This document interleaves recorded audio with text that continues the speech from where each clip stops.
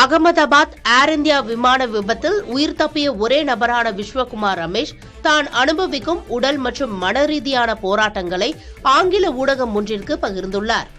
விமான விபத்தில் உயிர் பிழைத்ததால் தன்னை மிகவும் அதிர்ஷ்டசாலி என கூறும் ரமேஷ், அதே விபத்தில் தனக்கு முதுகெலும்பாக இருந்த சகோதரரை இழந்தது பெரும் துயரத்தை ஏற்படுத்தியுள்ளதாக குறிப்பிட்டுள்ளார். விபத்திற்கு பின் மனதளவில் முற்றிலும் உடைந்து விட்டதாக அவர் தெரிவித்துள்ளார். பெரும்பாலான நேரத்தை வீட்டிலேயே தனிமைப்படுத்தி கழிப்பதாகவும் மனைவி மகனுடன் கூட பேசுவதில்லை என்றும் கூறியுள்ளார்.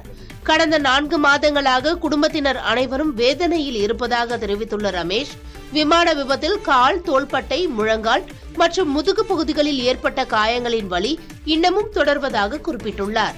இதனால் வேலை செய்யவோ வாகனம் ஓட்டவோ முடியவில்லை என்றும், ஏர் இந்தியா இடைக்கால இழப்பீடாக வழங்கிய சுமார் 25 லட்சம் ரூபாய் தனது வாழ்க்கை மற்றும் மருத்துவ செலவுகளுக்கு போதுமானதாக இல்லை எனவும் விஸ்வகுமார் ரமேஷ் கூறியுள்ளார்.